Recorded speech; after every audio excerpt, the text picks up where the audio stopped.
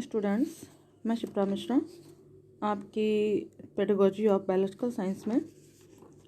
Bloom taxonomy में अपना lecture प्रस्तुत करूंगी। ब्लूम टैक्सोनॉमी जो कि मैंने आपको उसके फर्स्ट पार्ट में आपको पढ़ाया हुआ है,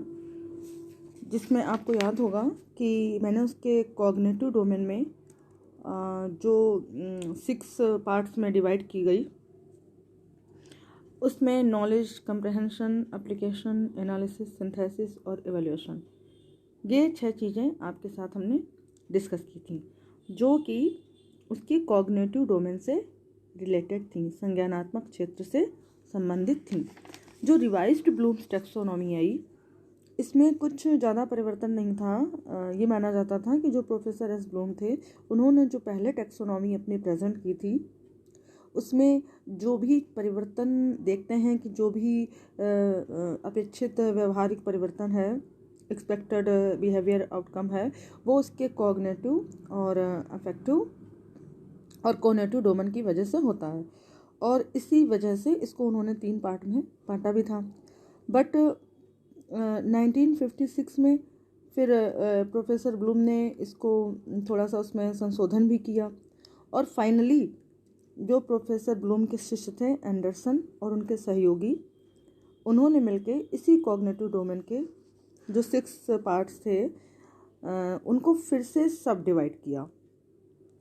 और वो जो सब डिवीज़न उनका है, उसमें कुछ चेंजेस बस थोड़ा सा ही है कि जैसे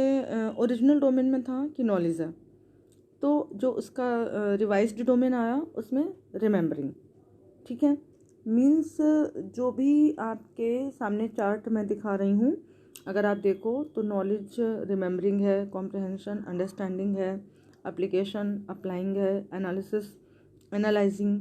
synthesis evaluating and evolution creating. ये इतने ही हल्के फुल्के से चेंज इसमें किए गए हैं। अब अगर 1 बाय 1 देखें कि जो रिमेम्बरिंग है, यानी कि स्मरण रखना, तो उसमें भी हम यही सारी बातें सीखते थे कि जो प्री नॉलेज है, जो भी इंफॉर्मेशंस हैं, जो भी कॉन्सेप्ट्स हैं, जो प्रिंसिपल्स हैं, उनकी वो एक प्रॉपर वे में क्या रखते हैं कि कोई इन्फॉर्मेशन उनके दिमाग में रहती है, यानी कि जो उनको प्री नॉलेज है वो इसको रिकॉल करते हैं या उसको रीएनालिसिस करते हैं और उनको चीज़ें समझ में आ जाती हैं। यानी कि यहाँ पे अपेक्षित व्यवहारिक परिवर्तन को देखा गया। ठीक है, नेक्स्ट है आपका अंडरस्टैंडिंग। इसमें भी ये मान के चला जाता है कि जो भी सीखने वाला बच्चा है, उसने जो भी चीज़ें सीखी हैं उनको उसको शब्दों में व्यक्त करना, उसको एक्सप्लेन करना, है ना, इन सब चीज़ों का जो हमने एक्सपेक्ट किया था कि उसके ये व्यवहार में चेंजेस आएंगे, तो इन चीज़ों को देखा गया। ठीक है, अप्लाइंग में क्या है, जैसे कि पहले था, उसमें भी आपके जो थॉट्स हैं, जो प्रोसेस हैं, जो मैकेनिज़्म है, जो मेथड्स हैं, उनको क्या है प्रयोग करने की क्षमता उसमें आ जाती है। और जो आपका नेक्स्ट है एनालाइजिंग, विश्लेषण करना, इसमें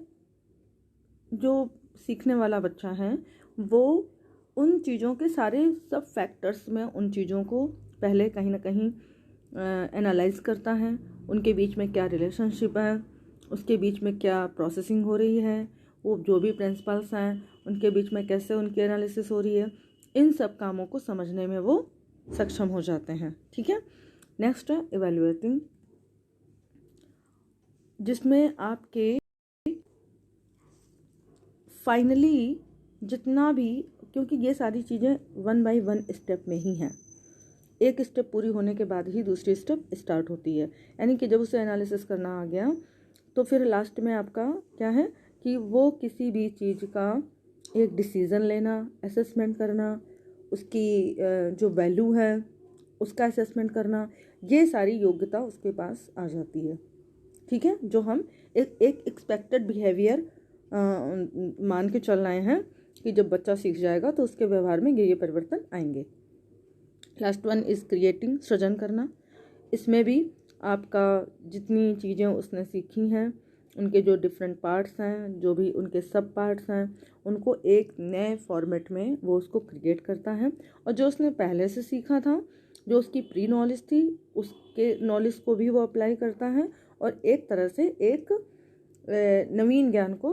अर्जित करने में सक्षम हो जाता है। अपनी उन क्रिएटिविटी से वो कुछ आगे बढ़ जाता है। तो देखा जाए तो जो आपकी रिवाइज्ड ब्लूम टैक्सोनॉमी आई उसमें केवल टर्मिनोलॉजी का और स्ट्रक्चर का और एक्सप्रेसिस का ही थोड़ा थोड़ा डिफरेंस दिखाई पड़ता है। जैसे कि ये संज्ञा शब्द से क्रिया शब्द में परिवर्तित हो रहा है, ठीक है। नॉलेज है तो वो रिमेम्बरिंग में जा रहा है, कॉम्प्रहेंसिव है तो वो अंडरस्टैंडिंग में चेंज हो रहा है,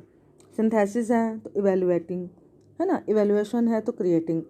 बाकी उसके जो काम हैं, जो उसके पार्ट्स हैं, जो उसका रोल है, उसमें कोई ऐसा चेंज नहीं है, ठीक है।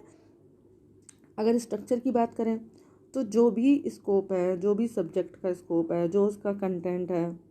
ठीक है, तो उनमें सब में एक तरह का जो कंटिन्यूटी रहती है उसका एक फॉर्मेट में थोड़ा सा चेंज आता है कि आपस में वो एक दूसरे के साथ में कैसे कोऑर्डिनेट कर रहे हैं। फिर आपका जो है बहुत सारी चीज़ें हैं जिन पे रिवाइज्ड ब्लूम टैक्सोनॉमी ने थोड़ा सा फोर्स किया हुआ है कि जो संशोधित वाली टैक्सोनॉमी आई, रिवाइज्ड वाली आई, इसमें जो